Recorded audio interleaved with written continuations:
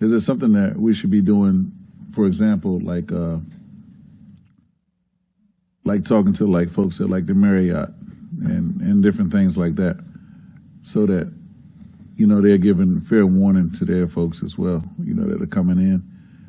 Because 20 is not normal, and I'm pretty sure the folks that are visiting Fredericksburg, I'm just trying to make it where it's clear for everybody. So, you know, you may have repeated visitors or folks that are parking at the, maybe riding the train that don't know. Madam Mayor, to Vice Mayor Fry's questions, comments, we've certainly talked to Main Street. They have this proposal. They're going to take it to their body to further disseminate. So we can certainly do those kinds of efforts among our own internal efforts to raise awareness.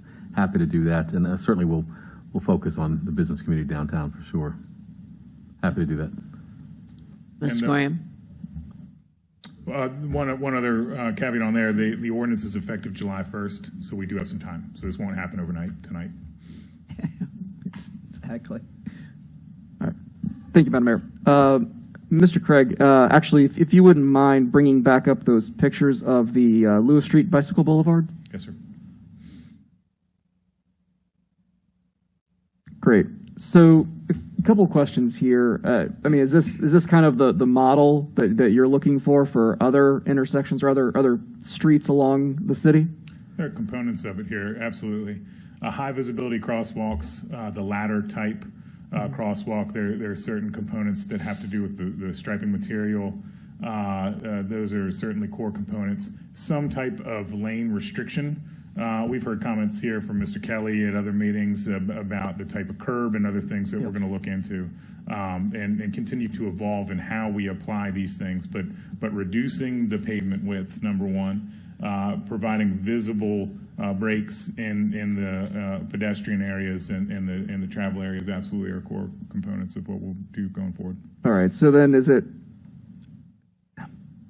all right, so then the idea is that the people will be cycling in the street or along the sidewalk? Yeah, and that's going to be, so if you go back to these other maps. Yep, that's what let's take a look. Each right-of-way is different. Okay. And Lewis is relatively constrained right-of-way. So right now, the portions of that bicycle boulevard that we're implementing were crossing techniques. With the two facilities, the green and the red, these are going to be very heavily used with a variety of user experience, you know, children and adults. Mm-hmm. So they may very well be delineated shared use paths. The purpose of the goal of the engineering study is that we're going to have viable concepts that we get buy-in from the neighborhoods about how those are implemented. You know, what happens to the travel lanes, what happens to the parking lanes. We're going to, you know, try to fit it all together. But with those, you would see more substantial differentiation between that path. We don't know what it is yet. That's why we've got to do the study, though. Mr. Kelly, to your point of enforcement, it's critical. If we're going to gain compliance, there's a certain percentage of the population that has a heavy foot. And traffic calming is certainly one leg of that three-legged stool. Education's another, and enforcement is critical. As you noted, we are still running a little lean at the police department. I have a dozen in training currently at different levels of training, and still 6 behind. Hopefully hiring 3 tomorrow. Keep your fingers crossed for us. That said, I think there is some low-hanging fruit here. One is we still have a downtown community police officer assigned to the downtown. Certainly we can direct him for some enforcement of the reduced speed, 20 miles per hour in our downtown.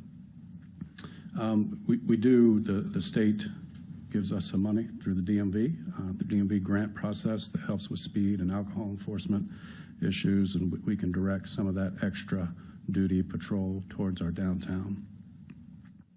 And we'll do our best to proactively enforce it. Obviously, enforcement will get better as our numbers continue to increase, but that said, we can definitely put our best foot forward with it. Yeah, thank you, because I also think this kind of rolls into also what Councilor Gerlach was bringing up about the noise issues downtown and just kind of, if we can, and I know different chiefs have done it different ways. You know, I'll do it for 2 weeks and deal with this, and I'll break off and go on to other things. It's just, I think this is something that we need to get, if we can, some consistency on both speeding and, potentially as we kind of joke about it with the cars going downtown with ramped up, and it gets very loud.